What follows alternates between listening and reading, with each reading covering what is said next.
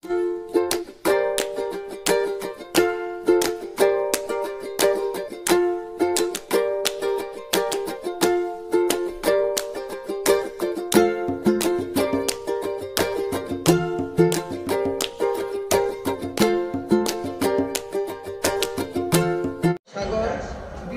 সাধকের সাধনার ধারা এখানে মিলিত হয়েছে এবং এই পুণ্যক্ষেত্র একমাত্র ইতিহাসে আমরা জানতে পারি। ধর্মগ্রন্থ একই কথা, পৃথিবীর ইতিহাসে কোনো জায়গায় নেই কোনো একটি স্থানে যেখানে 60,000 বংশধর একসঙ্গে মুক্তি লাভ করে, তার ইতিহাস এই স্থানে রয়েছে। এবং এই তপস্যাপুত কপিল মুনির এই স্থান, এই মহাতীর্থে সকলেরই আসা উচিত। এবং এখানে এই মেলা মকর সংক্রান্তি উপলক্ষে যে মেলা, গঙ্গাসাগর মেলা, সেটি আন্তর্জাতিক রূপ পেয়েছে এবং এটি জাতীয় মেলা হিসাবে ঘোষণা করা হোক, এটি আমাদের নিবেদন।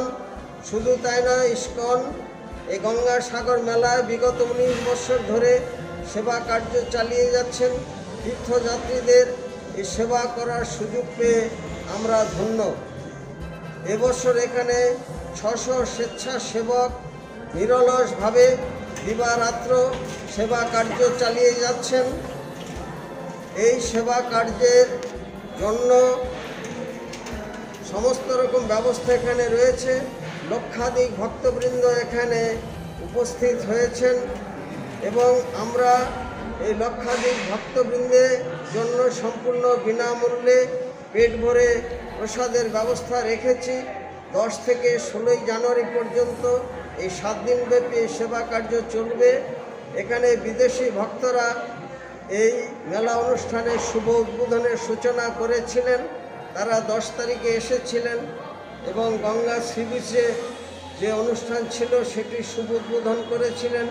ডিএম সাহেব এবং অন্যান্য পদাধিকারী ব্যক্তিরা সেখানে উপস্থিত ছিলেন। তারা 11 তারিখ অনুষ্ঠান করে 12 তারিখে চলে গিয়েছেন।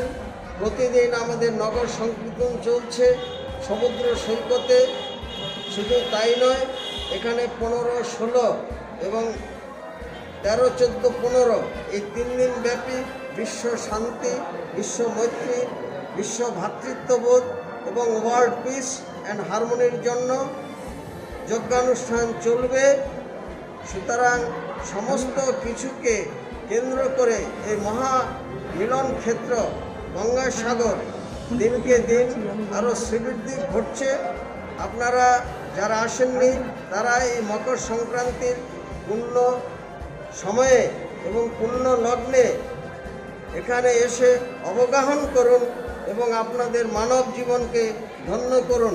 সব তীর্থ বারবার, গঙ্গাসাগর একবার, অন্তত একবারের জন্য আসুন, আপনাদের নিজের জীবনকে ধন্য করুন। রশিদ গৌরাঙ্গ দাস, ইস্কন মায়াপুর, জনসংযোগ আধিকারিক, নদিয়া।